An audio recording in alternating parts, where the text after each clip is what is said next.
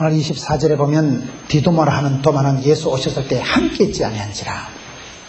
26절에 8해를 지나서 제자들이 다시 집안에 있을 때 지금 20장 26절을 봅니다. 도마도 함께 있고 문들이 닫혔는데 예수께서 오사 가운데 서서 가르칠 때 너희에게 평강이 있을지어다 하시고, 이 자리에는 지금 함께 하는 거예요.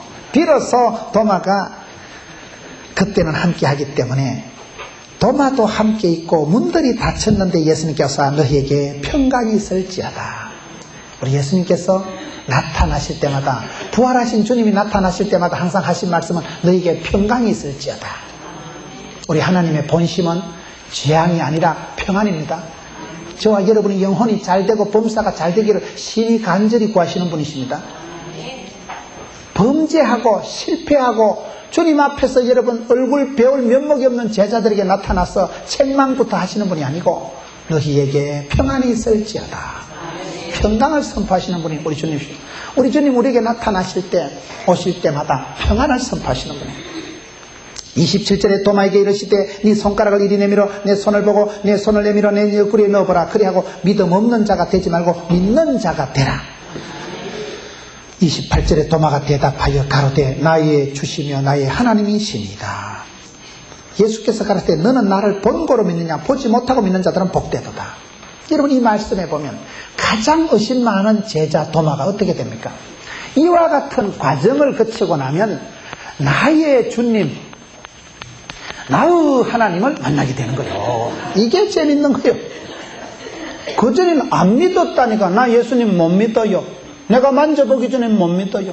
그랬던 제자가, 의심 많은 제자가 가장 확신에 찬 제자로 변화가 됩니다. 성경의, 신구약 성경에 나의 하나님, 나의 주님이라고 구체적으로 고백한 사람은 이 인간이 처음이요. 이게 대단한 거예요. 여러분, 우리가 처음부터 하나님을 잘 모릅니다. 하나님에 대해서 아는 게 감각이 없었던 사람이 주님께서 직접 몸소 먼저 내게 찾아오시지요. 내가 실패하고 어렵고 병들고 가난할 때 내한테 직접 가까이 다가오시지요. 그래서 내가 통과하고 상종 못할 낀데 나와 함께 해주시지요.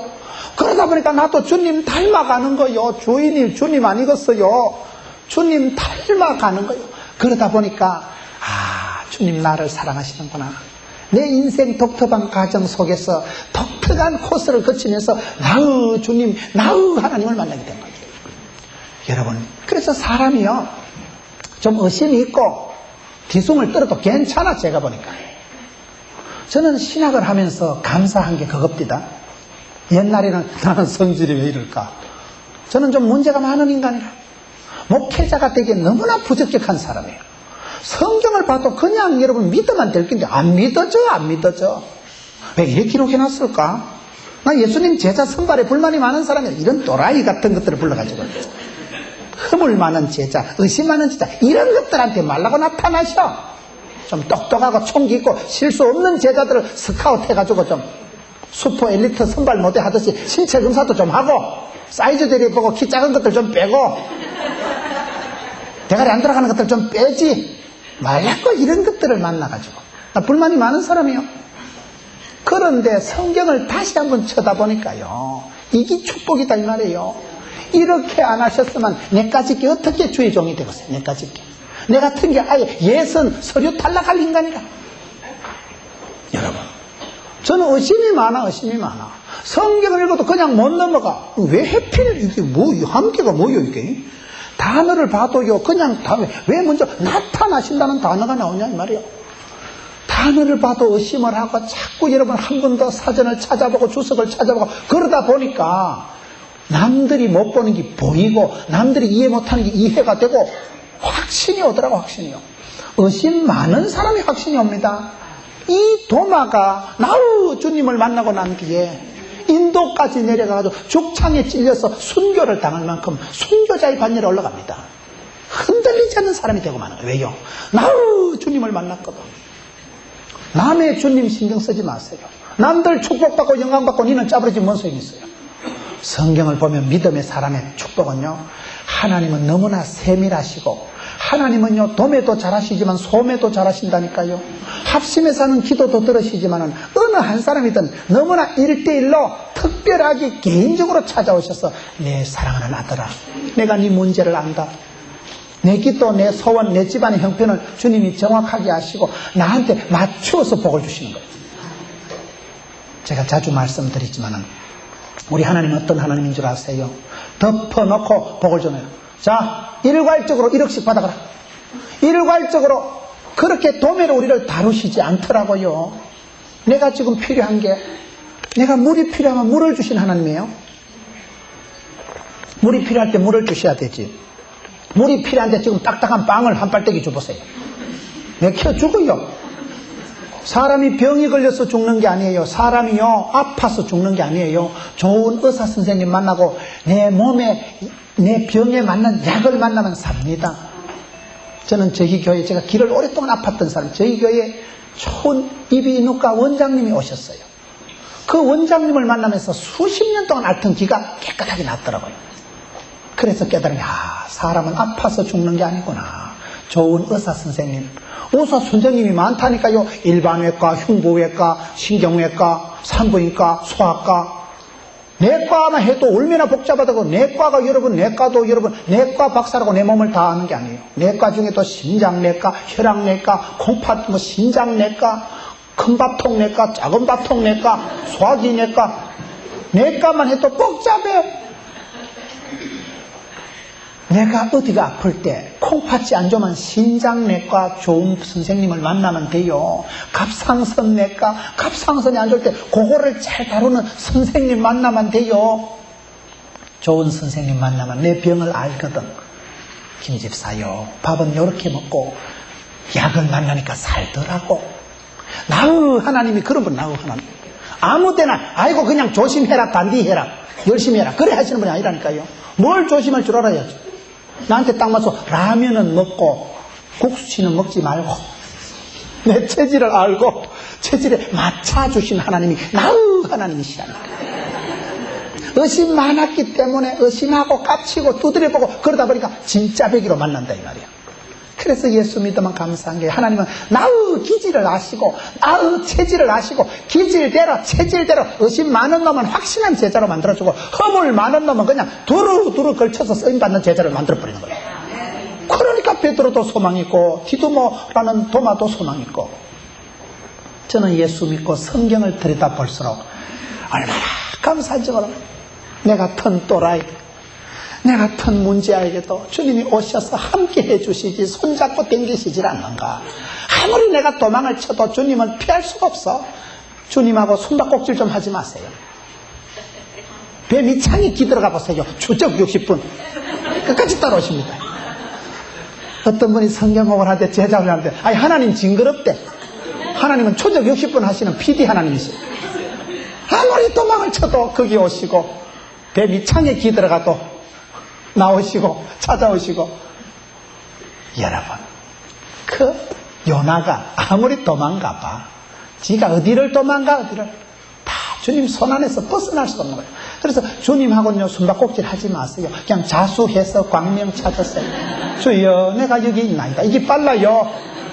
주님이 요 정도는 알겠나? 알지. 아무리 우리가 숨은들 주님 손을 벗어날 수가 없는 거예요. 빨리 항복하는 게 빨라요, 그게. 여러분, 나의 주님, 나의 하나님. 성경에 이런 위대한 고백을 한 사람은 의심 많은 제자 도마밖에 없어요. 의심이 많았걸라. 여러분, 성격 기질을 가지고 고민하지 마세요. 은사의 한계에서 망설이지 마세요. 사람마다 은사가 기질이 안 다르겠어요? 은사의 한계에서 망설이지 마라. 나는 왜 이렇게 몸이 약할까? 나는 왜 이렇게 자꾸 성경을 들어도 의심이 생길까? 나는 왜 이렇게 사람이 좀 이상할까? 기질상으로 약점이 느껴질 때 그거 감사하세요. 왜요? 의심 많은 제자가 확신의 제자로 나아간다니까요. 허물 많은 제자에게 찾아오셔서 베드로에게 딱 맞추어서 수제자를 만들어 가시는 거예요. 은사의 한계가 다 있습니다. 내가 다 머리 좋고 인물 좋고 기분 좋고 건강 좋은 사람은 없어요.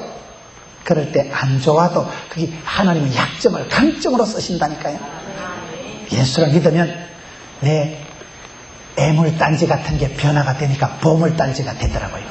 그러니까 거기에서 치유가 되고 회복이 되니까 막 자유가 오는데, 성경을 읽어도 저는요 그냥 못 읽어요. 성경을 읽다가 진도가 나가질 못해가지고 다시 책을 찾아보고 왜 이 단어를 썼을까. 그런데 그 단어 한마디 속에서만 엄청난 답이 나오고 길이 나오고 약이 나오는데 어떡합니까? 그래서 지금은 내 야식끼리한 성질, 내 이상 애매모호한 성깔, 그것도 고맙더라고. 목사의 자질로 필요 충분한 자질이 돼버리는 거예요. 거기 너무 쓰임받는 조건이 된다 이 말이에요. 남들이 이해할 수 없는, 남들이 만나보지 못한 나의 주님, 나의 하나님을 만나버리는 거예요. 그건 남들은 이 코스는 몰라. 비밀한 코스예요. 내 성질이 워낙 별나거든. 워낙 인간이 개차반 같거든.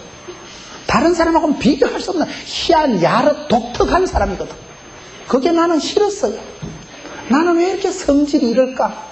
나는 왜 이렇게 예수 믿기에 난 좀 부적격한 인간인가 봐. 나는 아무래도 마귀의 자식이고 어둠의 자식인가 봐. 그랬던 사람이, 여러분, 주님이 실패 현장으로 당신이 먼저 직접 찾아오셔서 함께 해주시고 변화시켜 주시고 서서히 주님을 닮아가는 거예요.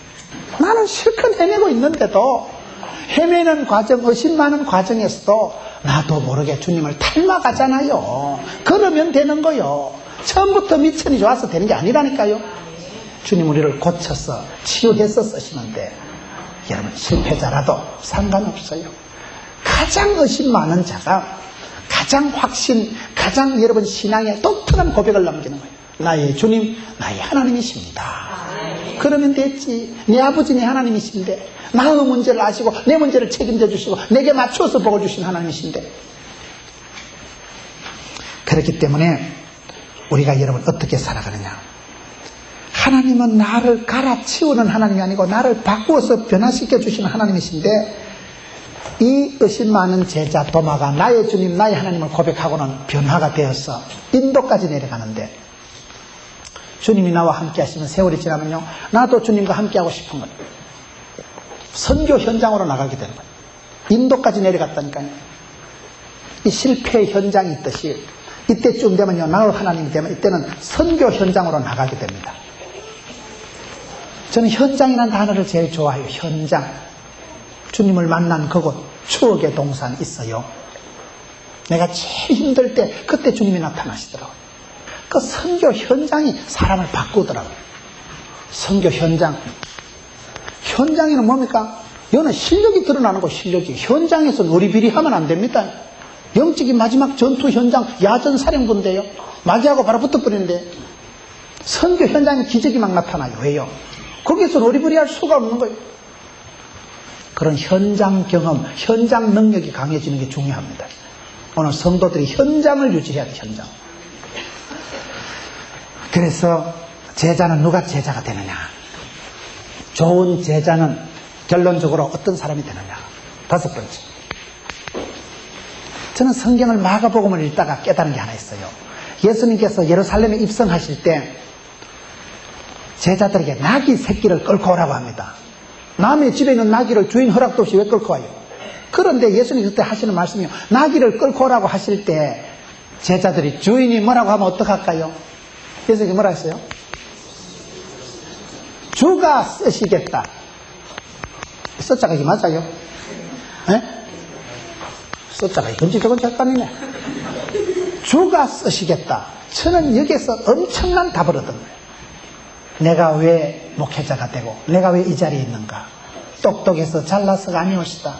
주께서 쓰시면 됩니다. 그 사람이요, 신체 조건, 기질, 학력, 인물, 어떤 컨디션이 있을지라도 주께서 그 사람을 부르시고 너는 내 것이라, 주께서 그 사람을 들어 쓰시면 되더라고요. 베드로든 도마든 어떤 과정을 거치든 상관없어요.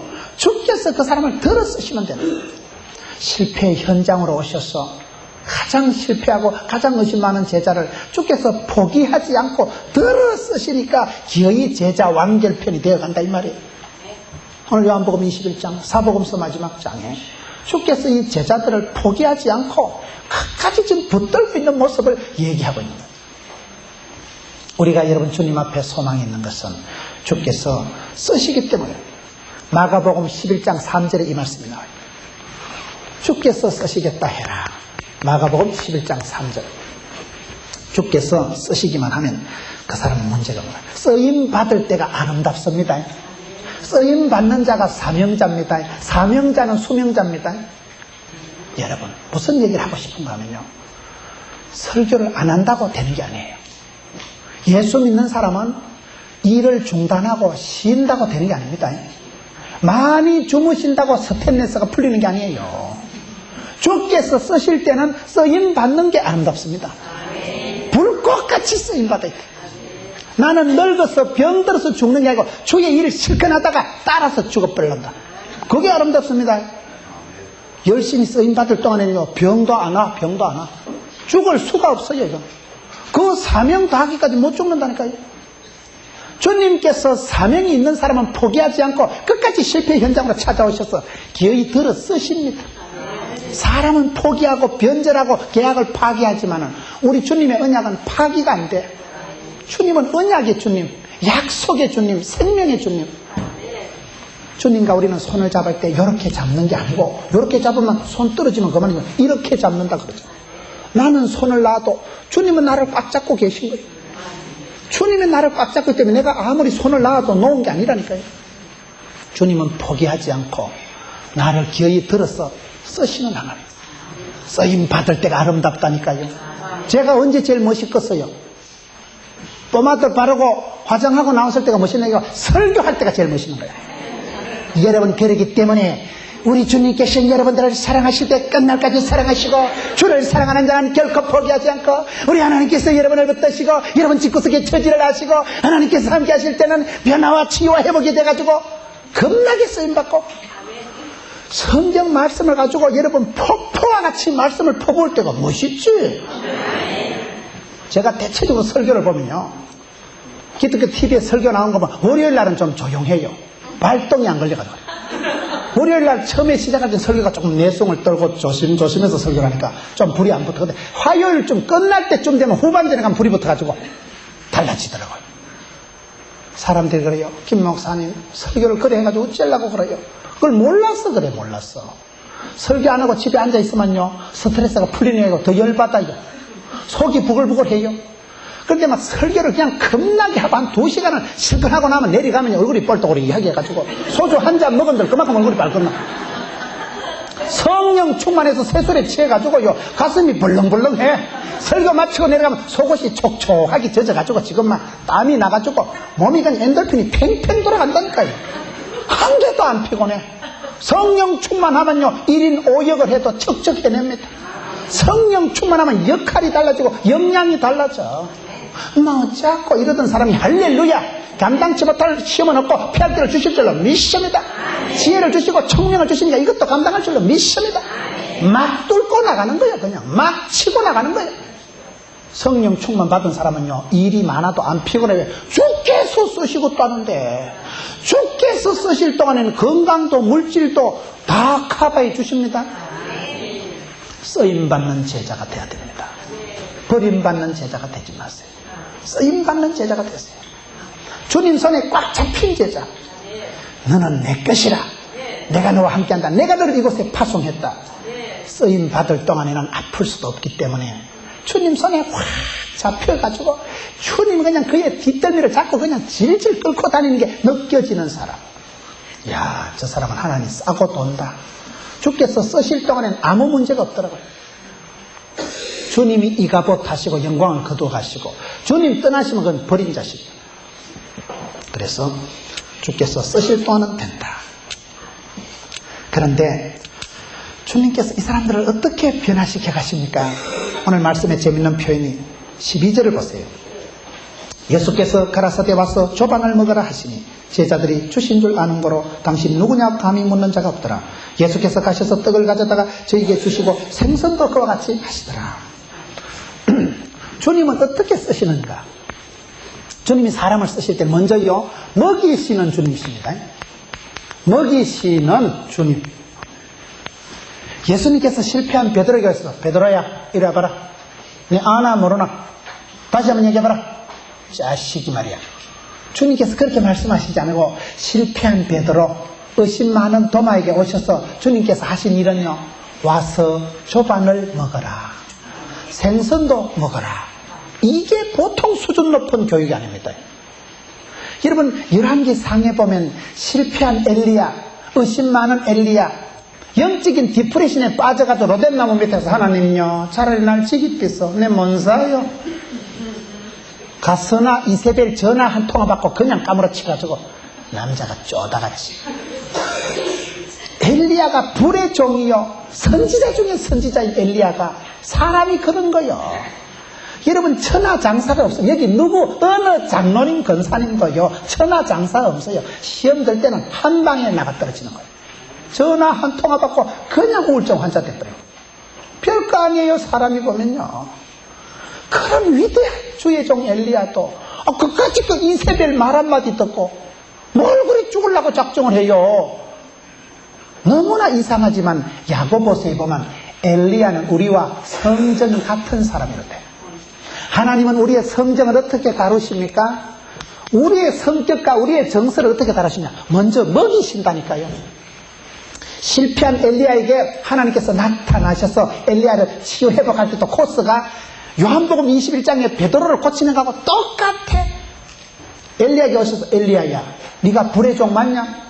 네가 그렇게 일당 850 하던 그 제자 맞냐? 다그치지도 않고요, 네가 길을 이기지 못할까 하노라.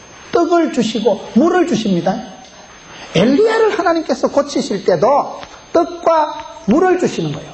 베드로를 고치실 때도, 회복시키실 때도 예수님께서 조반 아침 밥을 주시고 그 다음에 물고기를 주시잖아요. 이게 보통 수준이 있는 게 아니에요.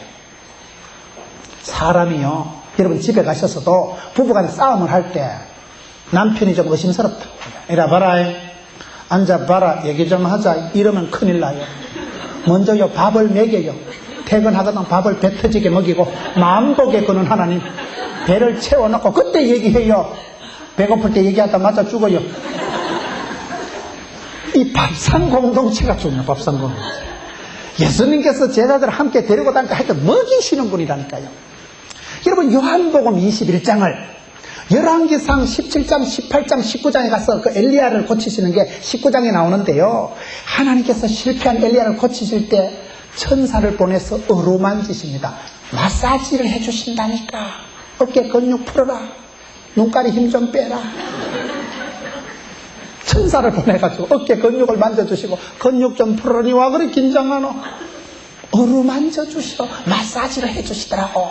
네가 아무래도 기력이 약해서 길이 머니까 와서 떡을 먹어라, 물을 먹어라. 떡하고 물을 먹이시더라고요. 무슨 보약을 먹이시는 게 아니더라고. 무슨 특수 주사약을 주는 게 아니더라고. 그게 신기해요. 예수님께서 실패한 베드로에게 오셨어도 조반 와서 밥 먹어라, 생선도 먹어라. 먹이시는 하나님. 이게 말이죠, 요한복음 21장을 심리학적으로, 교육학적으로, 여러분 의학적으로 이걸 분석을 해보면 이 단계가 기가 막힌 단계. 여러분 우리 엄마가 우리를 어떻게 회복시키십니까? 내가 삐끼고 깝치고 불안해가지고 집에 못 들어가 도망갈 때 뭐라고 합니까? 밥은 먹었나? 그게 답입니다. 그 밥 먹나 할 때 그게 오만 사연이 다 그랬어. 아이고 이 자식아, 내가 나가지 말 안 했나 이 자식아. 아이고 속 터진다 이 자식아. 어째 그래 덩신짓을 하고.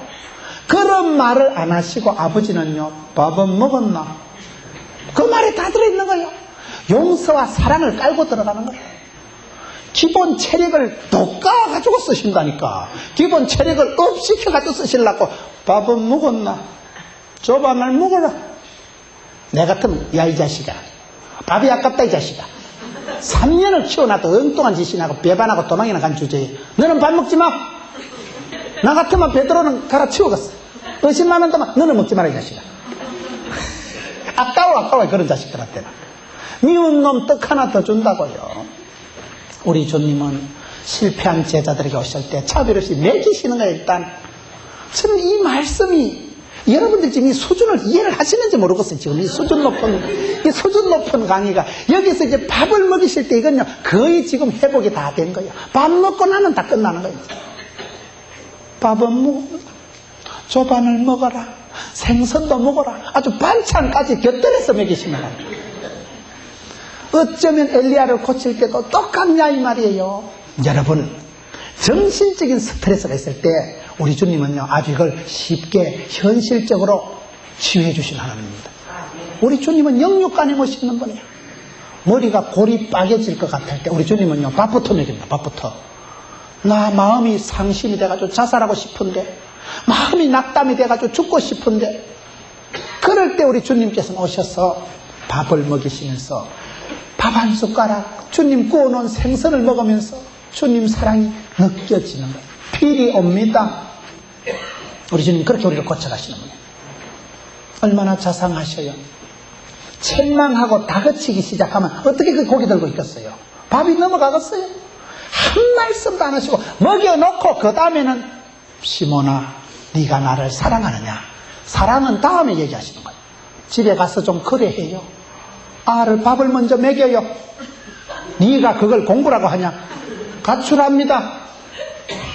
우리 조상들이 지나가는 나그네에게 물을 한 바가지 떠먹여도 버들잎을 띄워서 먹이잖아요.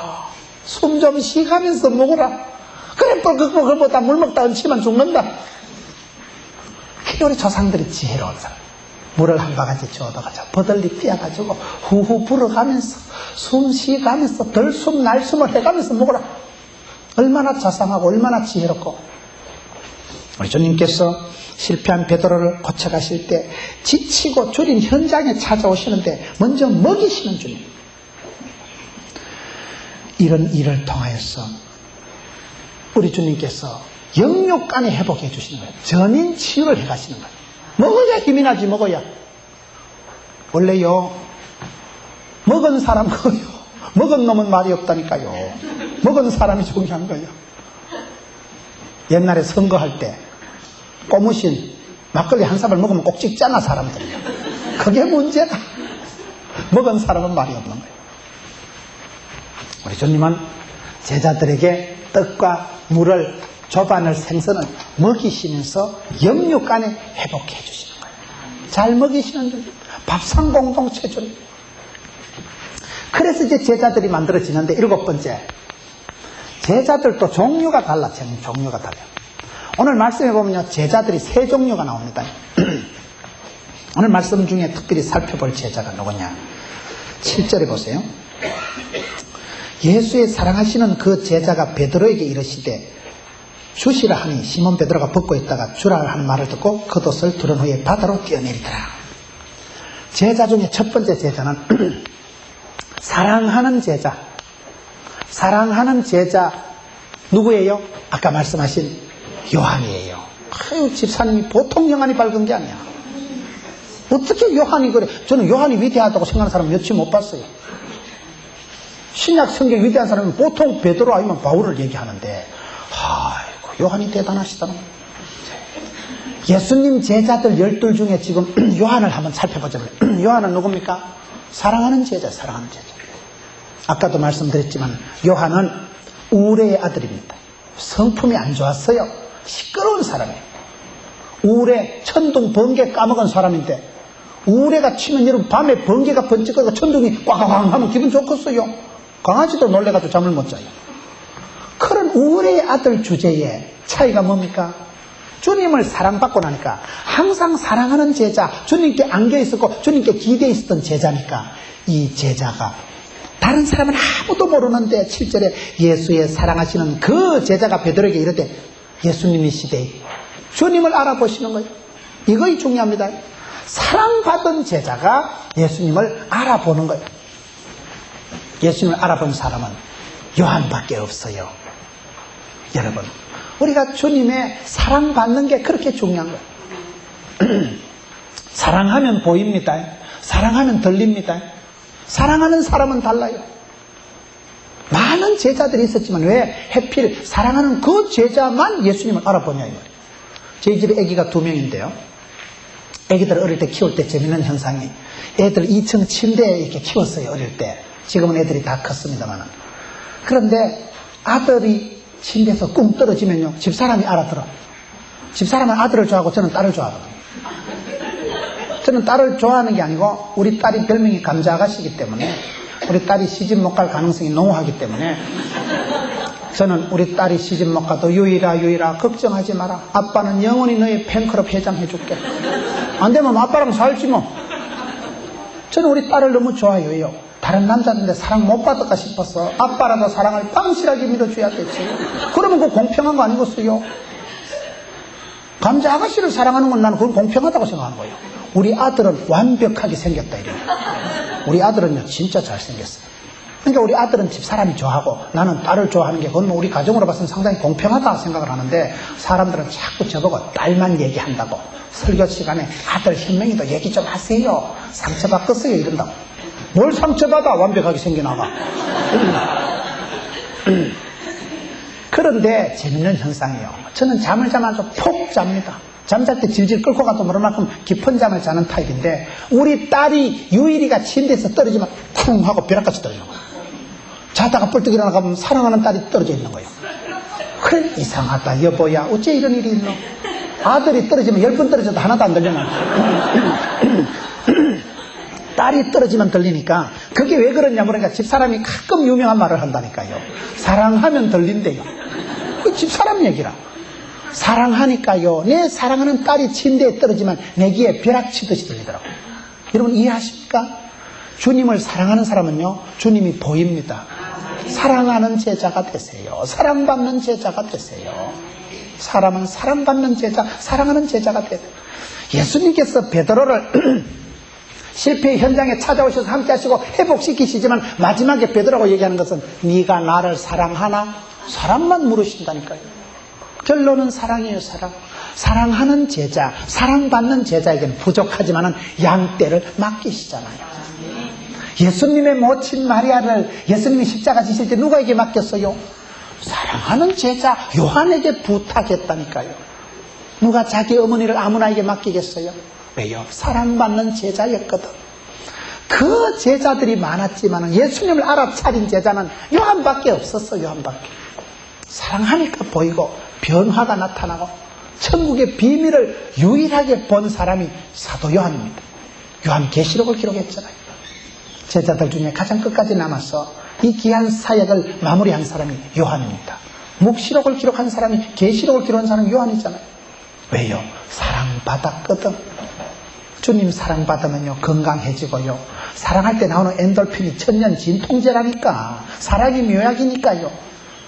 다른 것은 몰라도 주님의 사랑에서는 실패하지 마세요. 사랑받는 일엔 양보도 하지 마세요. 주님의 사랑을 독차지하세요. 사랑받는 제자가 되어야 사명자가 되더라고요. 사랑받는 제자가 주님을 알아보고 주님의 뜻을 알고 주님을 시원하게 해드리고, 오늘 말씀 7절에 많은 제자 중에 예수의 사랑하시는 그 제자가 주시라. 두 번째 제자는 베드로.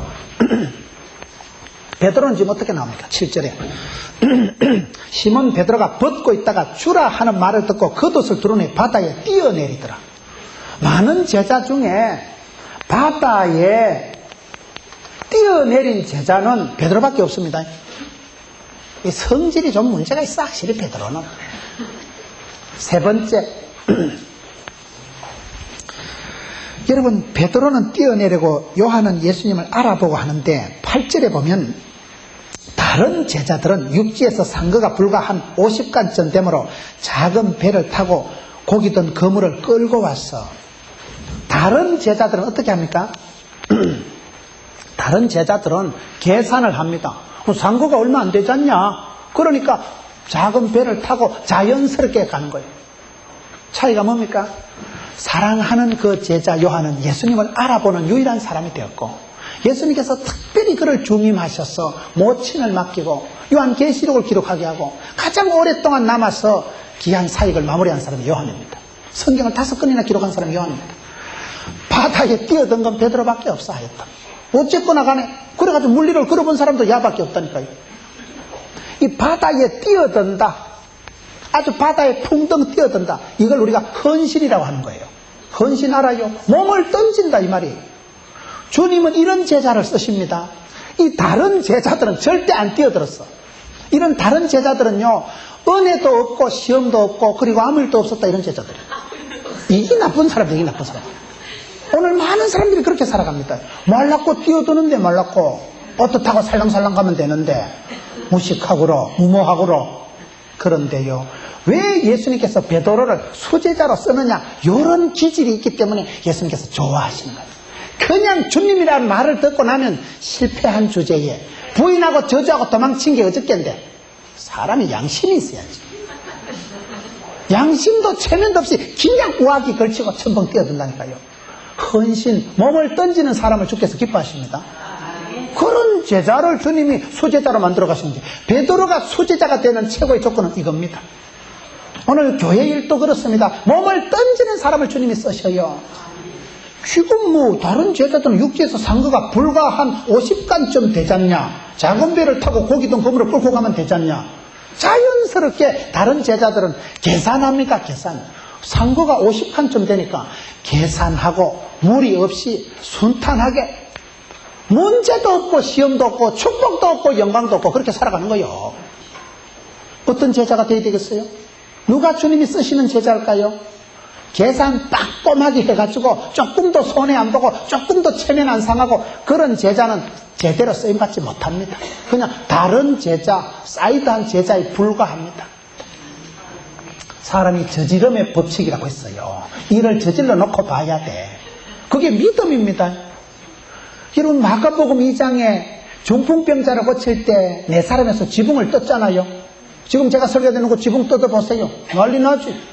왜 그런 쓸데없는 짓을 해요? 무리한 짓을. 그러나 마가복음 2장에 보면 예수님께서 저희의 믿음을 보시고, 지붕을 뜯어 제키는 게 많고 쓸데없는 짓이고 무리한 행동 같지만 성경은 그걸 믿음으로 본다 이 말이에요. 그렇습니다. 저와 여러분이요, 믿음의 사람은요, 몸을 던져야 돼. 몸을 아끼지 말고 주님이라는 말을 듣고 체면불구하고 무슨 면목에 주님을 볼 거라고 그냥 몸을 던져버려. 그게 믿음의 사람입니다.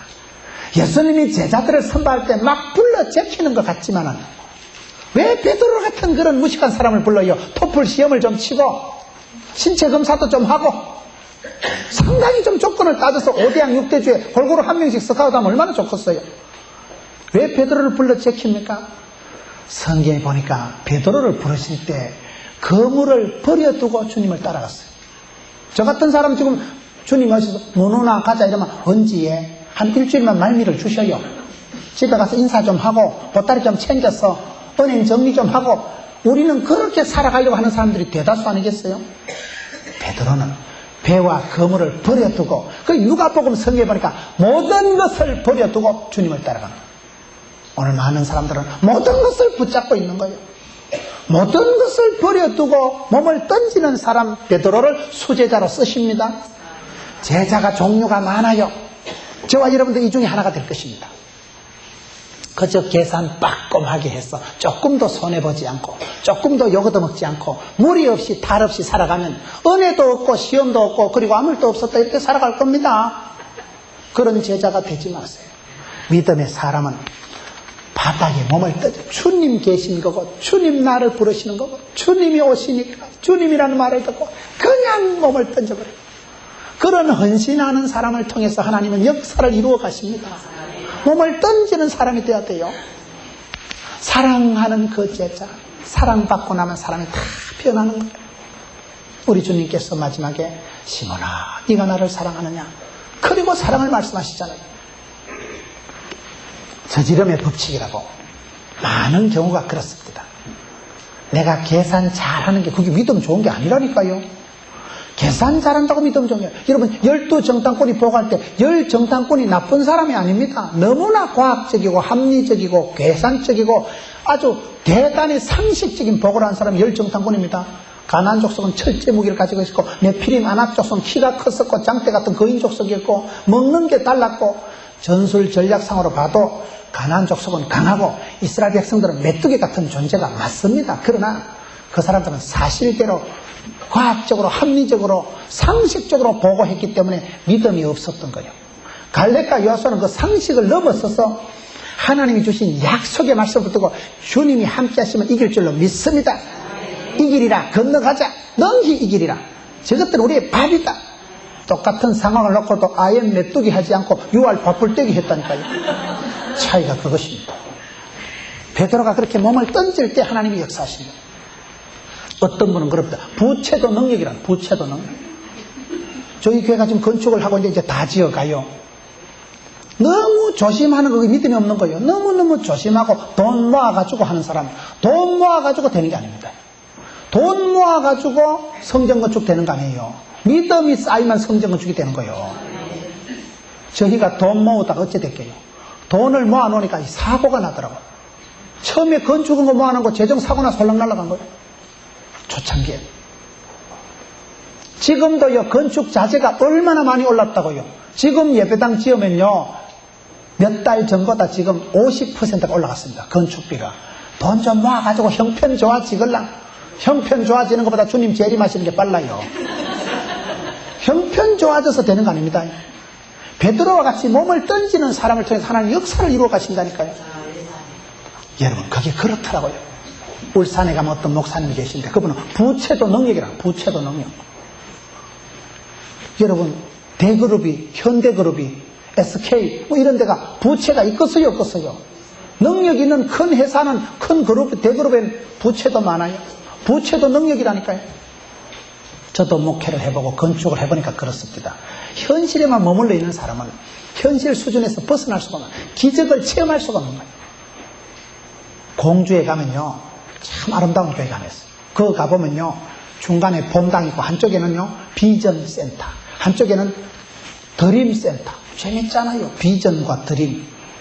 드림, 우리말로 또 드림, 헌신이 되고, 드림, 꿈. 영어로 또 드림, 알아요? 꿈이 되잖아요. 한쪽에는 비전 센터, 한쪽에는 뭐요? 드림 센터. 중간에는 예배당. 아주 공제가 아름다운 교회가 하나 있어요. 믿음은 그렇게, 믿음의 날개를 달고 우리가 살아가면서요, 베드로가 무모한 것 같지만 그저 상식적이고 계산 빠꼼하고 옷 하나 물 하나 안 묻고 그런 사람을 통해서 하나님 역사를 안 이루어 가시고, 그냥 이스라엘 백성들이 바지가랭이 젖도록 요단강에 발을 첨벙 담글 때 강이 갈라섰습니다. 어쩌고 바지가랭이 젖으면 안 되는데, 그런 사람은 요단강 갈라지는 체험을 못합니다. 바지가랭이 젖거나 마거나 첨벙 조직에 몸을 담고 발을 담글 때 그때 물이 갈라서더라고. 조직에 몸을 담가요. 던져. 주님 내 갑니다. 그냥 첨벙 뛰어드니까 수제자가 된 거지. 우리 주님께서 왜 베드로를 이뻐하실까요?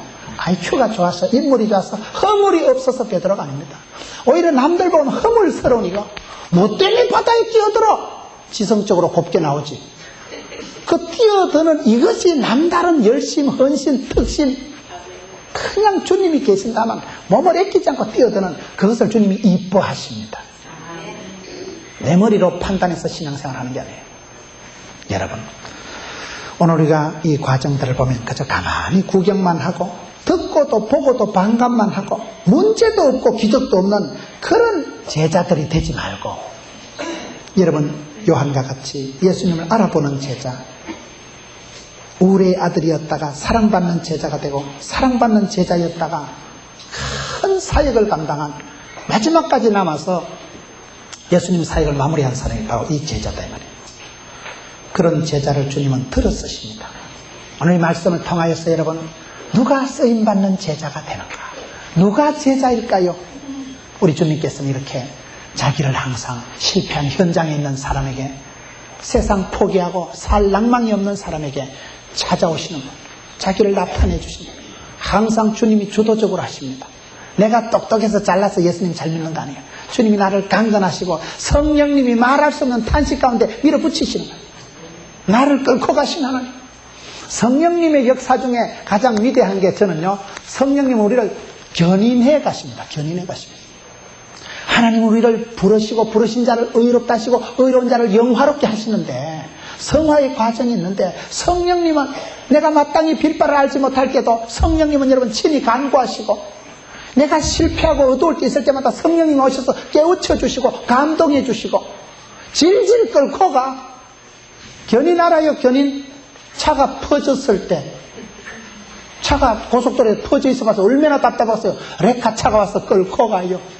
성령님은 나를 견인해 가시는 거예요. 내가 영화롭게 되고 주님 앞에 가는 그 순간에 밀어붙이는 분이 성령 하나님이십니다.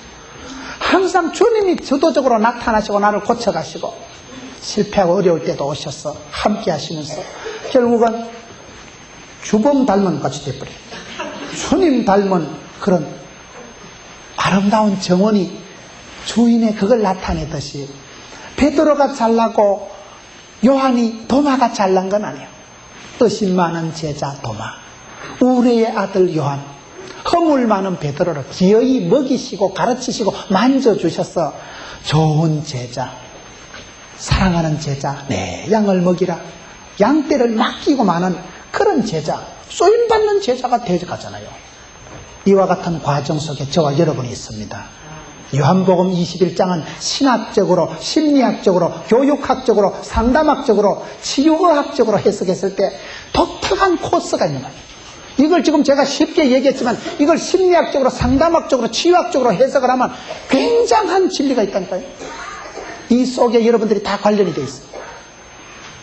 실패한 제자들로서 기를 죽이지 않고 조반을 먹어라, 생선도 먹어라, 먹이시면서 원기를 회복시켜 주시면서 독특한 제자의 길을 가게 하신 우리 주님, 여러분도 이 주님을 만나서 쓰임받는 제자, 화려하게 쓰임받고 아름답게 쓰임받고, 쓰임받을 동안에는 아프지도 않고 죽지도 않고 쓰임받는 일하는 그 모습이 아름다운 거예요.